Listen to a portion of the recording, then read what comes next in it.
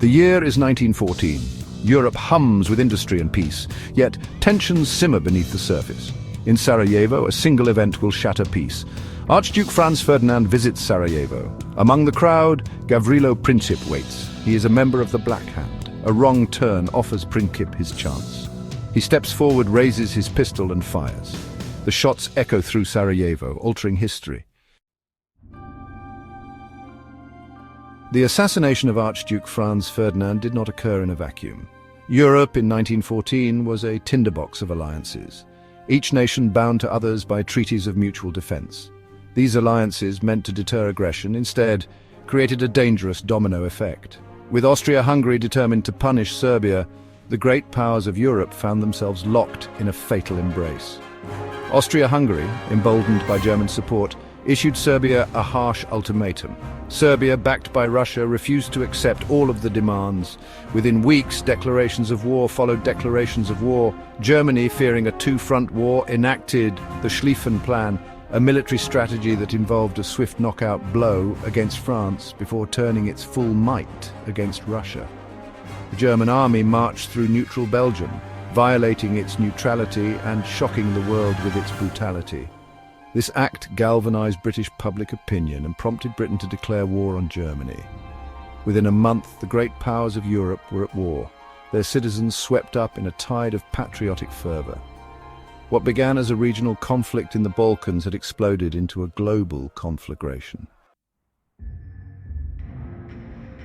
While the assassination of Franz Ferdinand provided the spark, the tinder for World War I had been laid long before that fateful day in Sarajevo. A potent cocktail of nationalism, imperialism, and militarism had been brewing in Europe for decades, creating an atmosphere of suspicion and hostility. Nationalism, the fervent belief in one's own nation and its superiority, was on the rise. In the Balkans, ethnic groups chafed under the rule of larger empires, yearning for independence. Imperialism, the pursuit of colonial possessions, had created fierce competition among the European powers, leading to tensions and rivalries. Militarism, the glorification of war and the rapid build-up of armies and weapons, created a climate of fear and suspicion. Each nation viewed its neighbors with distrust, convinced that war was not a matter of if, but when. This arms race, fueled by technological advancements and a thirst for dominance, only served to heighten tensions and make war more likely. The guns of World War I finally fell silent on November 11, 1918. The world had changed irrevocably. Millions lay dead, victims of a war that had been touted as the war to end all wars.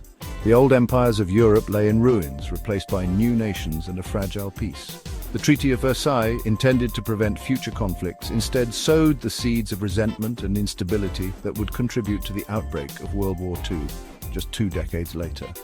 The Great War left an enduring legacy on the 20th century.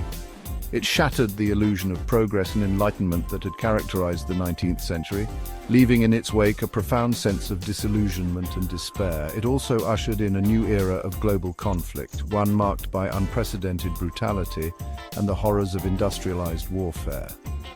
The assassination of Archduke Franz Ferdinand was a tragedy, but it was not the sole cause of World War I. It was the spark that ignited a powder keg of nationalism, imperialism, and militarism.